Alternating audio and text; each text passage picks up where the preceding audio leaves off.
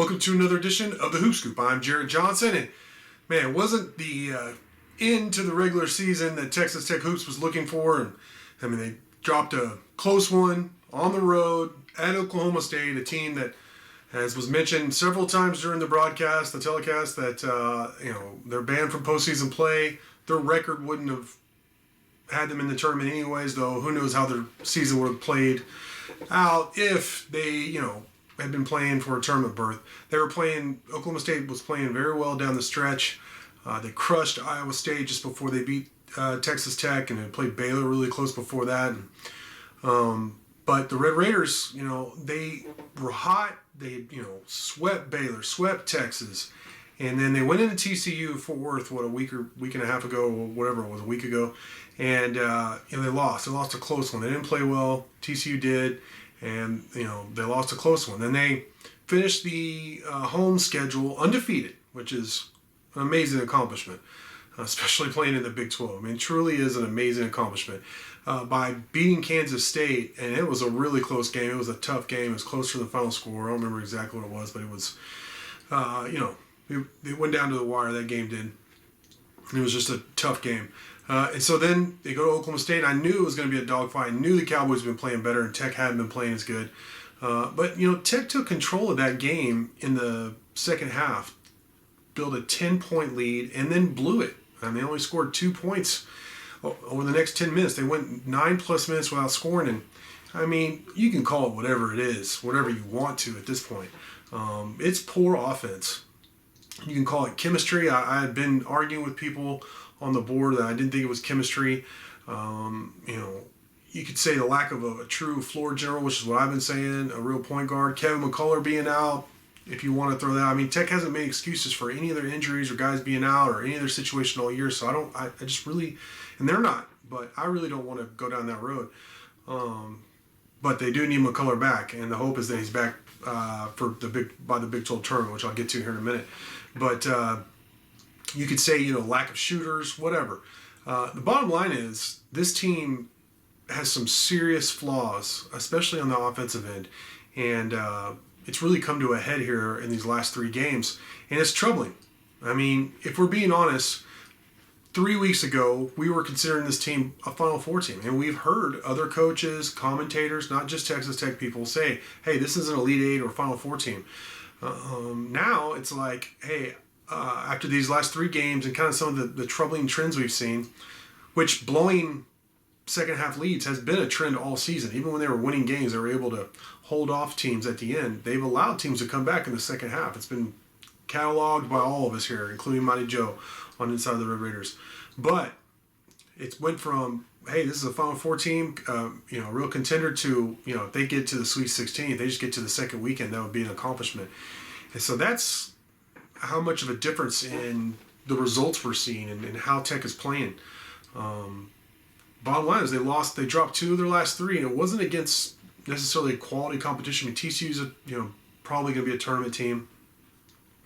Obviously, Kansas State is not. Oklahoma State is not. But I mean, those were 3 dogfights, Big 12 opponents, but dogfights with teams that Tech we expect them to be better than. So this puts in the 3 seed into question. I don't know how much the Big 12 tournament could help or hurt, but I mean, at this point, Tech sliding to a 4 seed is definitely a possibility. I mean, they needed to win. If they had won that game in Stillwater, I think they would have solidified their spot as a 3 seed. Now it's up in the air, so we'll have to see. Of course, the bracketologists have their say, but I want to see what the committee does. I fully expect Tech to be either a 3 or a 4 seed at this point. So we'll see. Now, the Texas Tech finished 12-6 in the Big 12, in 3rd behind Baylor and Kansas. So Tech will open up the Big 12 tournament 8:30 p.m. Central Time Thursday against Iowa State in Kansas City. So as the 3 seed. Tech split with Iowa State. They played them close in Ames with a very limited roster. I think they only had 7 guys due to COVID and injuries. But it was a close game. Then they beat Iowa State at home. Iowa State has struggled here recently. Like I said, Oklahoma State blew them out. Beat them by 17, I believe. Something like that. And so you know, on paper, this looks like a favorable matchup for Texas Tech.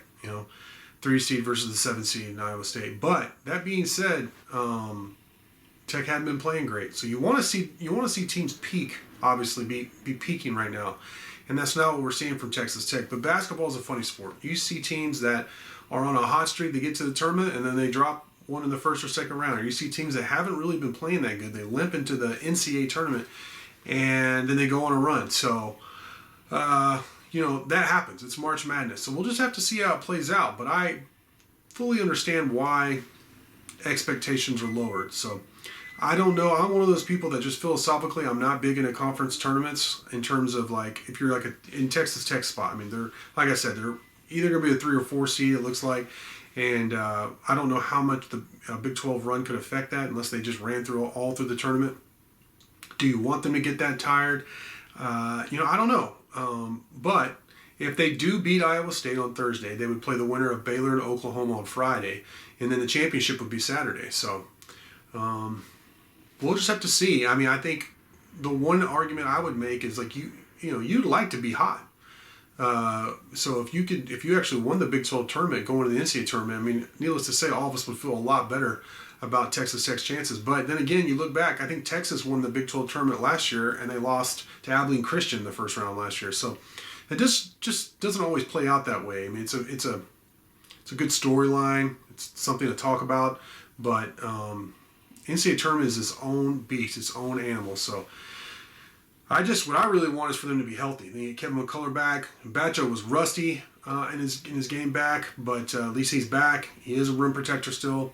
See if Shannon can get healthy. All the guys, how's Clarence? He looked fine, but you want all these guys to be as healthy as possible going to the NCAA tournament. But if you could make a run through the Big 12 and hang a banner, that's not such a bad thing either. So it'll be interesting to see how Texas Tech, how they come out, what the rotations are like in terms of personnel, and how they perform.